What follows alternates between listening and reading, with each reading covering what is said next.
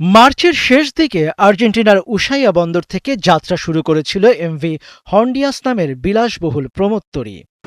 Argentina থেকে Antarctica ও দক্ষিণ Georgia হয়ে তরিটি কেপ ভার্দের দিকে যাচ্ছিল। যাত্রা চলাকালেই জাহাজটিতে হান্টা ভাইরাসের প্রাদুর্ভাব দেখা দেয় এবং মে মাসে ৩ জন যাত্রীর মৃত্যুর খবর আসে। বিশ্ব স্বাস্থ্য সংস্থা WHO বলছে, হান্টা ভাইরাস মূলত ইঁদুর জাতীয় প্রাণীবাহিত একটি ভাইরাস।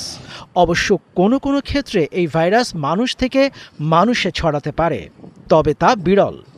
সংস্থাটি আরও বলছে, সাধারণত ইঁদুরের বিষ্ঠা ও লালা থেকে হান্টা ভাইরাস পরিবেশে ছড়িয়ে পড়ে। WHOর মহামারী প্রতিরোধ বিভাগের পরিচালক বলেছেন, ক্রুজের মধ্যে আক্রান্ত ব্যক্তিরা স্বাভাবিকভাবেই পরস্পরের খুব কাছাকাছি ছিলেন। তাই সতর্কতার অংশ হিসেবে মানুষ থেকে মানুষে সংক্রমণের সম্ভাবনাকে উড়িয়ে দেওয়া যাচ্ছে না। তবে তাঁর দাবি, এই ভাইরাস করোনা বা ফ্লুর মতো দ্রুত ছড়ায় না। হান্টা ভাইরাস আক্রান্তের প্রাথমিক লক্ষণ অনেকটা ফ্লুর মতো।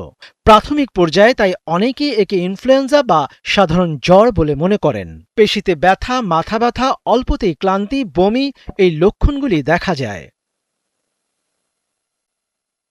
করোনা থেকেও হান্টা ভাইরাস পালমোনারি সিন্ড্রোমে মৃত্যুর হার বেশি এবং আরও চিন্তার ব্যাপার হলো, কোভিডের মতো এরও নির্দিষ্ট কোনো ওষুধ নেই, ভ্যাকসিনও নেই। আক্রান্ত হলে অক্সিজেন সাপোর্টই ভরসা মনে করছেন একাংশ। এমভি হন্ডিয়াস ক্রুজে যাত্রী ও ক্রু মিলিয়ে 200 জনেরও বেশি জন ছিলেন বলে মনে করা হচ্ছে। পরিস্থিতি পর্যবেক্ষণের জন্য কড়া নজরদারি ও নিয়মিত পরীক্ষা নিরীক্ষা চালানো হচ্ছে। আপাতত থামিয়ে রাখা হয়েছে জাহাজটিকে, তরিটির স্পেনে যাওয়ার অপেক্ষায়। তবে সেখানেও ফেরার অনুমতি নিয়ে দ্বিমত দেখা দিয়েছে। Países Bajos.